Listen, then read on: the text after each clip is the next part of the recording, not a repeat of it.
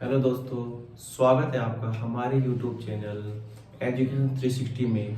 मेरा नाम दिलीप कुमार है। आज हम एक ऐसे टॉपिक की चर्चा करेंगे, व्यंजक, बहुपद और समीकरण, क्योंकि इन तीनों में हमें फर्क नहीं पता होता।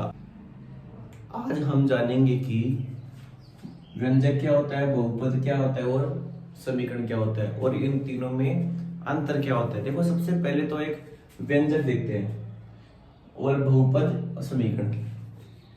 पहले इन दोनों को पता कर लेते हैं, इसके बाद ये तो बिल्कुल आसान है। पहले देखते हैं व्यंजक और बहुपद में क्या अंतर होता है। सबसे पहले देखेंगे कि एक बहुपद का व्यापक समीकरण क्या होता है। ax² plus bx plus c, ये बहुपद का व्यापक समीकरण होता है, जहां पर जो ये a b c ये तो है कांस्टेंट, अचर, ए बी और सी। इसके अलावा तो ये एक्स है ना, ये वेरिएबल है, चर। तो बहुपद की डेफिनेशन क्या होती है। बहुपद की डेफिनेशन ये होती है कि प्रत्येक पद में जो चर की जो घात है ना, वो एक पूर्ण संख्या होनी चाहिए। पूर्ण संख्या क्या होती है, होल नंबर 0 1 2 3 ऐसे चलते, 0 1 2 3 ऐसे, तो ये होती है होल नंबर। तो प्रत्येक चर की जो घात है वो क्या होनी चाहिए, वो एक पूर्ण संख्या होनी चाहिए। देखो, यहाँ पर 2 है, यहाँ पर 1 है, यहाँ पर मैं x की घात 0 कर सकता हूँ। तो ये क्या हो गया, ये हमारा एक बहुपद हो गया। एक उदाहरण और लेते हैं, जैसे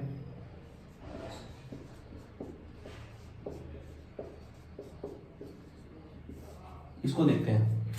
अब इसमें ये तो घात 2 है, लेकिन यहाँ पर इस रूट का क्या होता है कि c की घात है 1/2।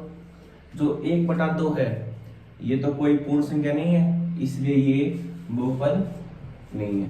बहुपद और व्यंजक में अंतर पता चल गया कि बहुपद में प्रत्येक चर की घात एक पूर्ण संख्या होती है। यदि पूर्ण संख्या नहीं है तो वह बहुपद नहीं है। बहुपद नहीं है तो क्या है, व्यंजक है। जो प्रत्येक बहुपद होगा वह व्यंजक होगा, लेकिन जो प्रत्येक व्यंजक होगा वो बहुपद नहीं होगा।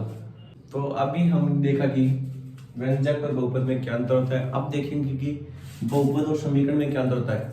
इसमें बिल्कुल एक छोटी सी बात है, यदि बहुपद में कहीं भी बीच में या लास्ट में बराबर का चिन्ह लग जाए, इक्वल का साइन लग जाए, तो वह क्या बन जाएगी, समीकरण। जैसे 4x² प्लस 3x प्लस 4, ये क्या है, एक बहुपद है। इसके बराबर में मैं 0 लगा दूं तो ये क्या बन जाएगा, समीकरण बन जाएगी। या ऐसे भी कर सकता हूं, चाहे इक्वल का साइन लास्ट में हो चाहे कहीं बीच में हो, लेकिन लगना चाहिए।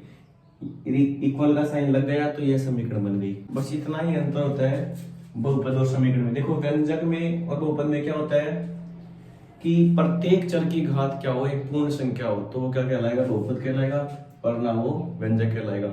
यदि बहुपद में कहीं भी बराबर का निशान हो, बीच लास्ट में हो, तो वो क्या कहलाएगा, एक समीकरण कहलाएगा।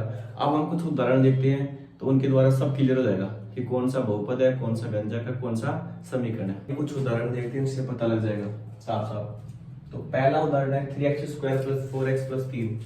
देखो, इसमें देखो, पहले घात चेक करते हैं। ये 2 है, ये 1 है, ये इसको 0 पे लिख सकता हूं। तो ये क्या है, सारी पूर्ण संख्या घात है, तो ये क्या कहलाएगा, बहुपद हो जाएगा। अगला देखते हैं। देखो, इसमें बराबर का साइन है, पहले चेक करते हैं कि बहुपद नहीं है। सबकी घात देखो, ये 1 है, इसको 0 लिख सकता हूं, ये 2 है ही, और बराबर का साइन है, ये क्या हो जाएगा, ये इक्वेशन समीकरण हो जाएगी। तीसरा चेक करते हैं। देखो, ये तो घात 2 है, 1/x, ये ऊपर जाएगी तो घात बनेगी -1। -1 पूर्ण संख्या नहीं होती, तो ये क्या कहलाएगा, मैथमेटिकल एक्सप्रेशन, यानी कि व्यंजक। अगला चेक करते हैं। ये 2 है, इस रूट का तो पहले ही बताया था मैंने कि घात कितनी होती है, आधी पूर्ण संख्या नहीं होती है,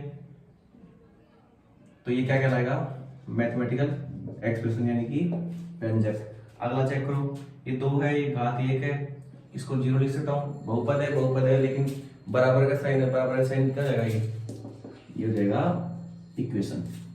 आगे एग्जाम्पल देखो, ये 2 है, ये घात 1 है, इसको मैं 0 लिख सकता हूँ। सारे घात देखा है, एक पूर्ण संख्या है, तो ये कौन सी कहलाएगी, बहुपद हो जाएगा। तो इस प्रकार हमने जाना है कि कौन सा बहुपद है, कौन सा व्यंजक है, कौन सा समीकरण है, इससे हम आसानी से पता कर सकते हैं। इस वीडियो में इतना ही, मिलते हैं अगले वीडियो में। धन्यवाद।